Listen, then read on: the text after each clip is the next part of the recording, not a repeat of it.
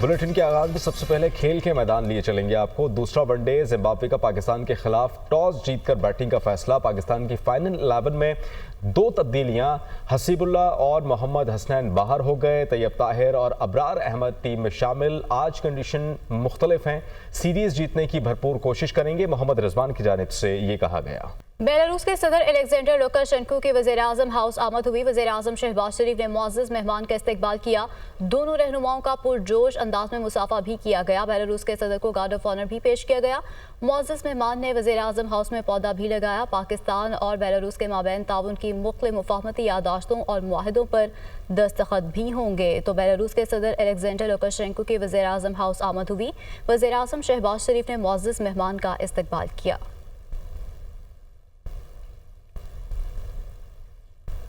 वज़ीर-ए-आज़म पाकिस्तान शहबाज शरीफ और बेलारूस के सदर अलेक्जेंडर लुकाशेंको के दरमियान 2 तरफ़ा मुलाकात, तिजारत, सरमायाकारी, दिफाई ताउन और इलाक़ाई मसाइल समेत मुख्तलिफ मौज़ूआत पर तबादला ख्याल किया गया। बात करने के लिए इस्लामाबाद से यासिर मलिक हमें ज्वाइन कर रहे हैं। यासिर, अहम दौरा है, क्या बताएंगे इस मुताल्लिक़, किन उमूर पर मज़ीद बात हुई?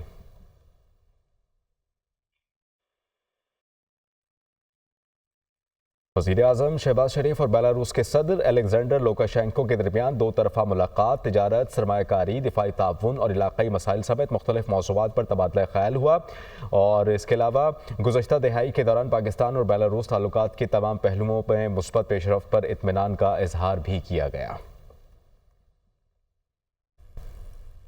Chief justice of Pakistan Yahya Afridi ने जुडिशल कमीशन का इजलास तलब कर लिया है। जुडिशल कमीशन का इजलास 6 दिसंबर को तलब किया गया। सिंध और पेशावर हाई कोर्ट में जजेस की तैनाती से मुतालिक मामला ज़ेरे गौर आएगा। आपको इस हवाले से बताएं कि चीफ जस्टिस पाकिस्तान याहिया अफरीदी ने जुडिशल कमीशन का इजलास तलब कर लिया है। सिंध और पेशावर हाई कोर्ट में जजेस की तैनाती से मुतालिक मामला ज़ेरे गौर आएगा। जुडिशल कमीशन का इजलास 6 दिसंबर को तलब किया गया है। Chief justice of Pakistan Yahya Afridi ने जुडिशल कमीशन का इजलास तलब कर लिया है।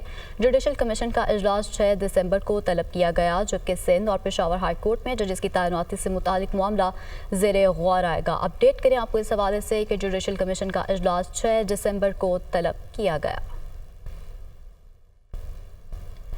अभी आपको बताएं कि बानी पीटीआई और बुशरा बीबी के खिलाफ 190 मिलियन पाउंड रेफरेंस की समाअत बगैर कार्रवाई मुलतवी कर दी गई है। एहतसाब अदालत ने केस की समाअत 28 नवंबर तक मुलतवी कर दी। जज नासिर जावेद राना ने जुडिशल कॉम्प्लेक्स में यह समाअत की है। बानी पीटीआई और बुशरा बीबी के खिलाफ तोशा खाना 2 केस की समाअत बगैर कार्रवाई 29 नवंबर तक मुलतवी की गई, जबकि बुशरा बीबी के नाकाबिल जमानत वारंट गिरफ्तारी बरकरार हैं। और स्पेशल जज सेंट्रल इस्लामाबाद शाहरुख अर्जुमंद ने जुडिशल कॉम्प्लेक्स में ये समाअत की है।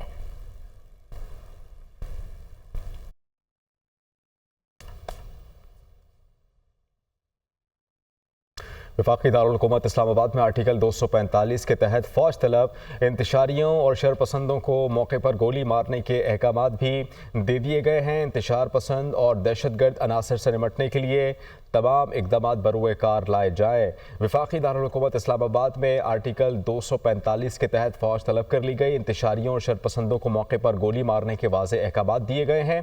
साथ ही साथ आपको ये भी बताएं कि इंतशार पसंद और दहशतगर्द अनासर से निपटने के लिए तमाम इक़दामात बरूए कार लाए जाएँ।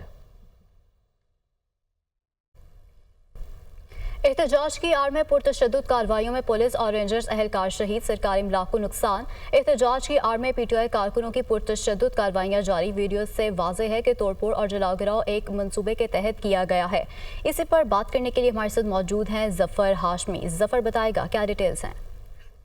इस वक्त पीटीआई के जो कारकुनान और मुजाहिरीन जो इस्लामाबाद में दाखिल हो चुके हैं, उनकी जानिब से एहतजाज और डी चौक की जानिब से मार्च का सिलसिला जो है वो जारी है। और एहतजाज की आड़ में हमने ये देखा है कि इनकी तरफ से पुरतशद्दुद कार्रवाइयाँ जो है उनका मुजाहरा भी देखने में आ रहा है। पुलिस और रेंजर्स एहलकार जो है उनको शहीद किया गया है और सरकारी इमलाक जो है उसको भी नुकसान पहुंचाया गया है। एहतजाज की आड़ में पीटीआई के कारकुनान की तरफ से पुरतशद्दुद कार्रवाइयाँ जो हैं वो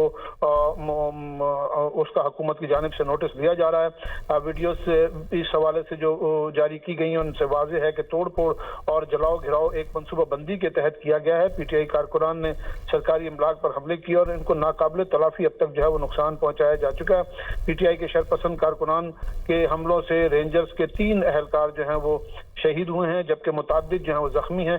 इसके अलावा पंजाब पुलिस के 2 एहलकार जो हैं वो भी शहीद हुए हैं, जबकि 119 एहलकार जो हैं पुलिस के वो इस वक्त जख्मी हैं। मुजाहिरीन के हमलों से पंजाब पुलिस की 22 गाड़ियां जो है उनको नुकसान पहुंचा है और पुरतशद्दुद कार्रवाइयों के बाइस इस्लामाबाद पुलिस के 11 एहलकार जो हैं वो शदीद जख्मी बताए जा रहे हैं। पुरतशद्दुद कार्रवाइयों में रेंजर्स के 3 एहलकार जो हैं, जैसे मैंने पहले बताया कि उनको शहीद किया गया और शहीद होने वाले रेंजर्स के एहलकारों में नायक मोहम्मद रमजान शहीद, जिनकी उम्र 47 बरस थी और वो करक के रिहायशी थे। सिपाही गुलफाम शहीद, उनकी उम्र 29 बरस थी और वो जिला रावलपिंडी के रिहायशी थे। और सिपाही शाहनवाज शहीद, जिनकी उम्र 33 बरस थी, वो जिला सिब्बी के रिहायशी थे। रेंजर्स के शदीद जख्मी एहलकारों में नायक आरिफ, लांस नायक आसिफ और सिपाही अशरफ अली शामिल हैं।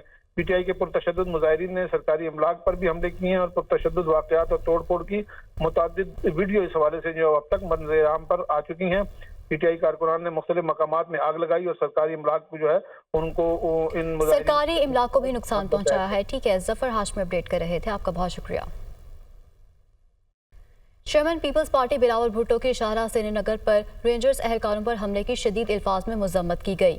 उन्होंने कहा कि पुलिस और सिक्योरिटी फोर्सेस को निशाना बनाना खुली दहशतगर्दी है। रेंजर्स और पुलिस पर हमलों में मुलव्वस मुल्जिमान को कानून के कटहरे में लाया जाए। जाम शहादत नोश करने वाले रेंजर्स और पुलिस एहलकार कौम के बहादुर बेटे थे। शोहदा के दर्जात की बुलंदी और जख्मी एहलकारों की जल्द सेहतयाबी के लिए दुआ गो हूँ। तो दूसरी जानिब वज़ीर आला पंजाब का 3 रेंजर्स एहलकारों की शहादत पर रंज का इजहार किया गया। मरियम नवाज की शरपसंदों की गाड़ी से रेंजर्स एहलकारों को कुचलने के इकदाम की शदीद मजम्मत की गई। मरियम नवाज ने कहा कि शहीद होने वाले किसी के बेटे और भाई थे, जुल्म किया गया। क्या दूसरों को मारना और जख्मी करना पुरअमन एहतजाज होता है? फसादी और शरपसंद सियासी तारीख का खूनी बाब लिख रहे हैं। रावलपिंडी से खबर, हकला इंटरचेंज के करीब पुलिस कांस्टेबल के जख्मी और जाबहाक होने का मुकदमा दर्ज। मुकदमा थाना टेक्सला में दर्ज किया गया। इंसदाद दहशतगर्दी एक्ट की दफात भी शामिल।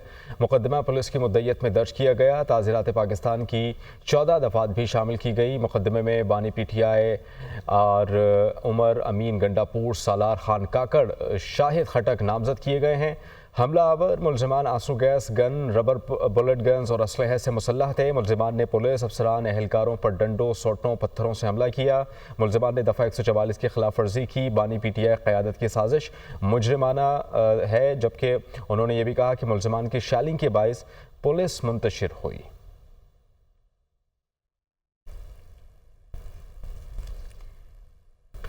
हुकूमत पंजाब ने सूबे भर में दफ़ा 144 नफाज में तोसी कर दी। पंजाब में 3 दिन के लिए एहतजाज, जलसे, जुलूस, रैलियों और धरनों पर पाबंदी आयद कर दी गई। दफ़ा 144 में 28 नवंबर तक तोसी की गई। फैसला अमन व अमान के क़याम, इंसानी जानों और इमलाक के तहफ़्फ़ुज़ के लिए किया गया। महकमा दाखिला पंजाब ने दफ़ा 144 के नफाज में तोसी का नोटिफिकेशन भी जारी कर दिया।